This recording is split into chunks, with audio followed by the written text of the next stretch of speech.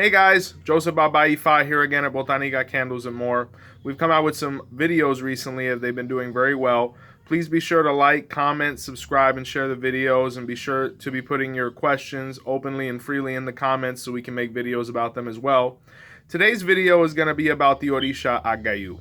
Who is Agayu? He's definitely a very popular Orisha. His priesthood can be seen throughout Nigeria as well as Cuba, even though his children don't always necessarily come out in the Isefa ceremony, right? They are few and far between to a certain degree. As the religion has garnered more attention and more followers, you're going to see more of them. But in, recent history, to be a child of Agayu is a very, very exclusive thing.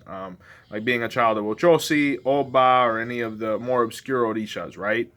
So today's video is just going to be a basic overview of who Agayu is and what he represents, right? So Agayu is associated with various elements in nature. And one of the most popular ones you're going to see, at least within the Afro-Cuban tradition, is the volcano. Agayu is associated with the volcano. And his character is pretty reminiscent of what a volcano is. We're talking about somebody who's very calm, and has a high patience level, but at the moment when they, lose their patience, they can explode, right? So Agayu is associated with that, his patience and ultimately his explosion. And this was one of the things and characteristics he had to overcome to be able to achieve Iwa, which was good conduct and character, right? Agayu on Earth was a pretty extraordinary man. He was very large. He was very tall from what is understood. He was very corpulent or very muscular, and very well known throughout Yoruba land.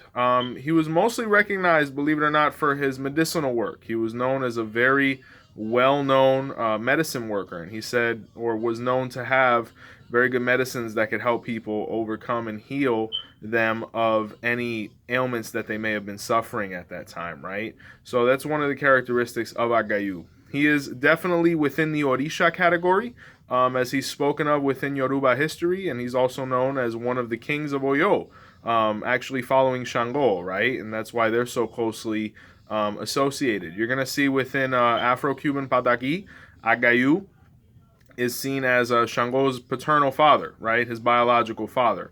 Even though Obadala raised Shango, it is said within various Pataki that Agayu was actually the gentleman who conceived him together with Obadala's wife Yemu, or Oshanla, depending on the Pataki that you actually read. Within Yoruban history, he's seen as an actual person who actually, succeeded Shango after his kinghood was taken away, or he abdicated it by the various methods that are known through historical anecdote, right? In some Pataki, or even in some versions, you're going to hear that he was Shango's brother, right? To the point where it even seemed that they were almost twins. So you're going to see various relationships between the Orisha Agayu and the Orisha Shango. Another Orisha that Agayu is very closely linked to is Oshun, right? Agayu, one of the various things he's associated with is actually the river, and he's known as the boatsman, right, or the guy who would take people from one side of the river to the other. So he's heavily associated with Oshun as well. And as such, at one point, these were the only two Orishas that Agayu actually interacted with on a positive, friendly level, right? So that's another aspect of Agayu's personality. In Cuba, he's associated with the volcano. In Nigeria, not so much, but he is associated with the hot lands or the desert as well. He's known to be associated with transportation, or being able to go from one place to another with relative ease. Within Afro-Cuban Santeria, he is associated with St. Christopher, right? And his date is November 16th, and it's actually coming up pretty soon. So if you need anything to be able to venerate this Orisha, we definitely have everything you need here at Botanica Candles and More, from candles to ileke to fila or hats, as well as ide, to be able to, venerate this Orisha as is deserving, right? So he's spoken about in various Pataki and Odu of Ifa, right? He is still a deity that is given within Nigeria and definitely given within Cuba. Agayu was a very mysterious Orisha, because a lot of his mysteries didn't necessarily arrive in Havana in the forefront of what was known as La Regla de Osha. So for the longest time, it was understood that Agayu could not be crowned directly. I mean, being associated with a force of nature such as the volcano, a lot of people were a little reticent to be able to actually crown this deity. But within recent times, or maybe not even so recent times, the form in which you could actually crown Agayu directly is known by various competent, Olorisha, Abore Orisha, Oriate, as well as Babalawo. What are some of the offerings we can give to Agayu, right? When we're talking about animals, one of his preferred animals is the goat, right? If we're not talking about sacrificing necessarily, even though he is preferent to masculine animals due to his viral nature being, the volcano and whatnot. As far as adimus that could be given to this Orisha, one of his favorite things is dry wine, known as otikana, right? Some popular things would be, like grilled ribs and things like that. There's a very popular adimu that's given with 9 crackers with red palm oil and maybe a pinch of salt, depending on the religious house you come from. He shares a lot of things with Shango, just based on their father-son nature. Bananas are big in their various forms, whether they can be in like a toston form or a plantain form. And he is, very keen on red palm oil. He likes it very much, right? And if we look at the significance of what red palm oil really means within Yoruba culture, it is something used to actually bring temperature down or to calm, right? So apart from him enjoying the taste of it, it also is something that he utilized frequently to be able to calm himself and his skin just based on the high temperature he was being the volcano, right? Um, why is Agayu so heavily associated with the colors that he is? If you notice within my hat, it's a variation of 9 colors as well as his ileke. As far as the deep red color and these, a big reference to this speaks of his relationship with Oya, right? There was a time when, Agayu wasn't necessarily liked, or he had a lot of envy around him due to the fact that he was so large and so popular, right? And because of it, a lot of enemies conspired against him to have him, basically executed. And Agayu went running, right? When he went running into the forest, he actually met up with an Orisha known as Oya, right? And Oya looked at him and said, why are you, running? What are you running from necessarily? And he said, well, hey, these guys want to kill me. And she was like, how about this? Wear my skirt, being that, the 9 colors are originally associated with Oya, which are representative of the marketplace. And she said, put these on and then go running in that direction, and I'll go running in this one. So what ended up happening is they ended up actually following Oya rather than Agayu, because they're like, well, that's a lady running that way, so we won't pay attention to him. And when they actually caught up with Oya, they were like, hey, you're not Agayu. She's like, who's that? I'm just hunting. And basically that's how Agayu was able to escape with his life, and he always gave thanks to Oya because of that, and that's why he's associated with the 9 colors now. So that's definitely another Orisha that he's associated with. Why is he associated so heavily with Shango and Oshun, right? Speaks heavily of the relationship between these two deities, one being his son and the other being basically his confidant due to the fact that she lived at the river. But there was a moment in time when Agayu really wouldn't interact well. And this story kind of explains the idea, the concept of, crowning Shango or Oshun, even if you're a child of Agayu.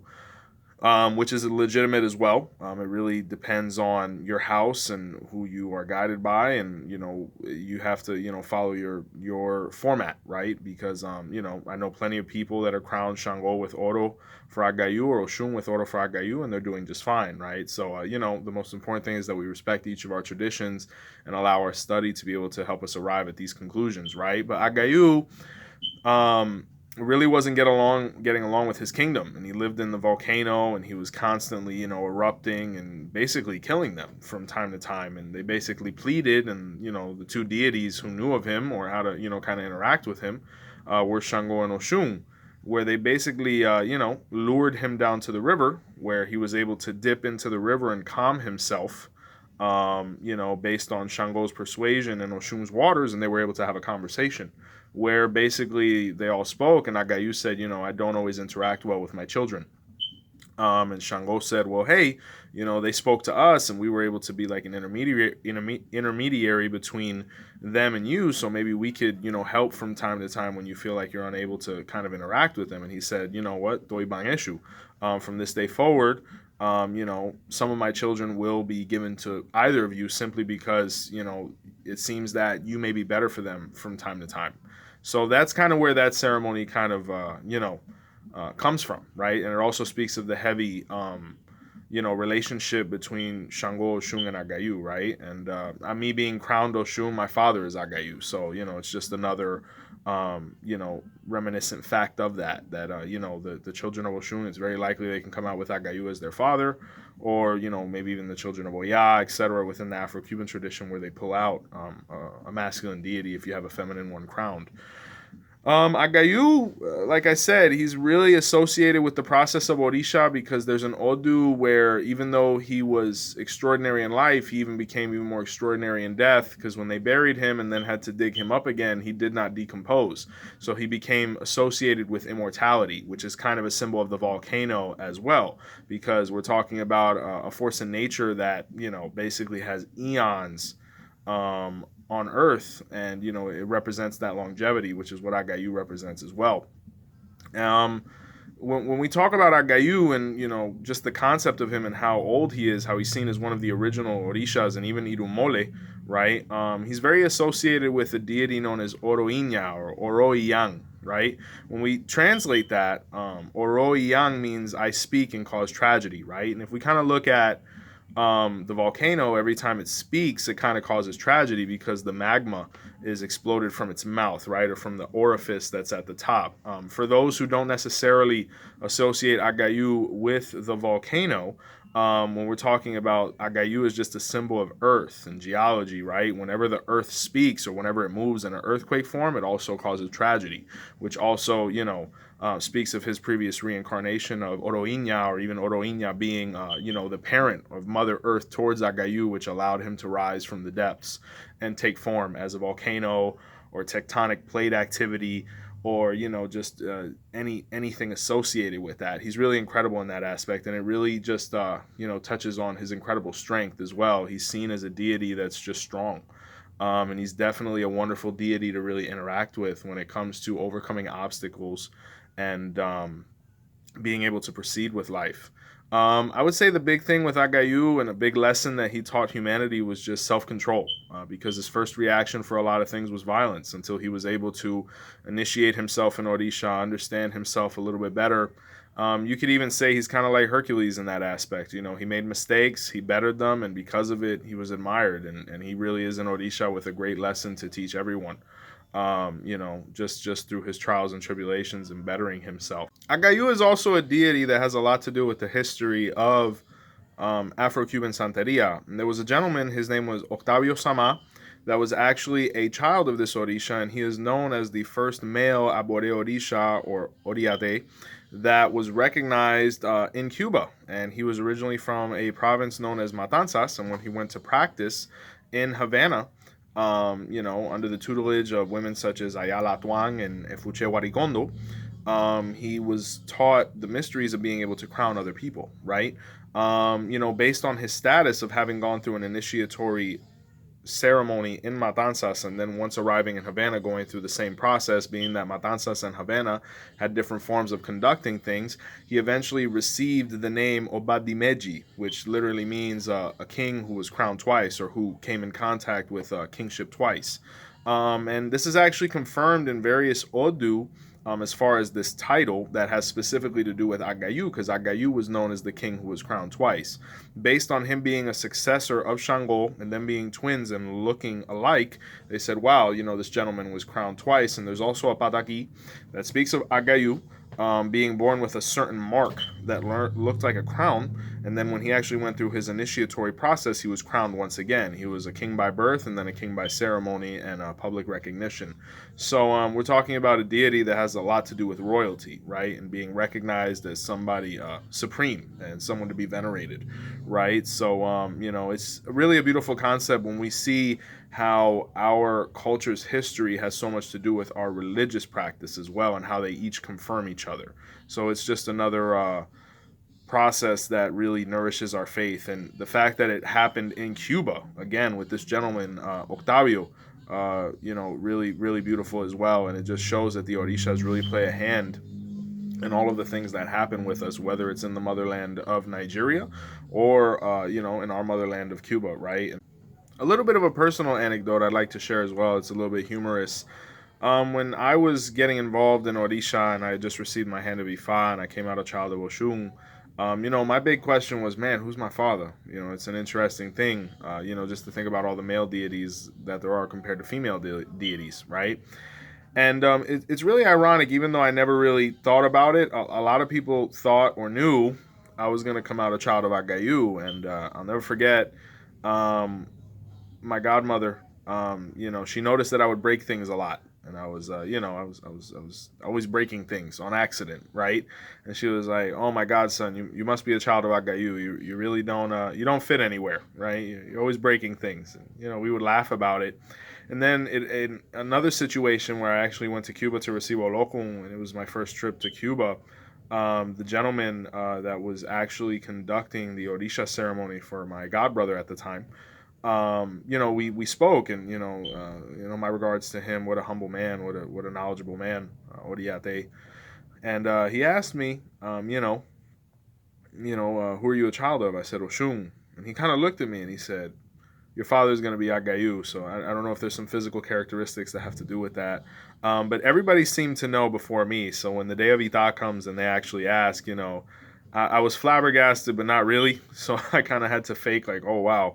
But, not that I like to get into the stereotypes of the Orishas and their children, because at the end of the day, one city in Nigeria is formulated of everyone being the child of the same Orisha, and you're going to have different characteristics and whatnot. But I guess it was easily recognizable that I would be a child of Agayu based on, various spiritual factors, right? So just an interesting anecdote there. Agayu is also associated with the color brown or the color maroon, also because of its resemblance to the dirt that is seen in Nigeria, where it's almost a reddish clayish type color, and being that he's associated with the earth and its various manifestations, that explains quite a bit as well. His number, or the number he vibrates the most with, would probably be the number 9, right? Or the number that's associated with the Odu of Osa, right? Being that this is an Odu that speaks heavily of him, right? And it also makes reference to Oya and the colors that he was able to use to save himself. Definitely an Orisha that has to do, with Egun, right? Being that he does represent the earth and all of the processes that go with that. And ultimately just a really complete deity with a lot of mysteries and a lot of things to learn about him. Really beautiful ceremony, that I recommend for any of his children. It's just very nice, right? And he's a very nice Orisha in general, and the concepts that he represents are really reflective of Yoruba culture. So guys, I really hope that we were able to scratch the surface of what this beautiful Orisha is to all of my dear friends that I know that have this Orisha as their guardian Orisha. Hi guys, nothing but blessings to you. And guys, Joseph Baba Ifa here, Botanica Candles and more. Please subscribe. We're going to be coming out with videos very frequently. Definitely leave your questions there so we can touch on it as well. And we're going to continue delving into each Orisha and touching on them so we can kind of get a conversation flowing where more even in-depth conversations can begin, so we can really feel comfortable talking about these deities that are basically the focus of our faith, right? So from Joseph Baba Ifa here at Botanica Candles and More, guys, thank you once again for watching, and see you next time. Take care. Boruboya. Asheo.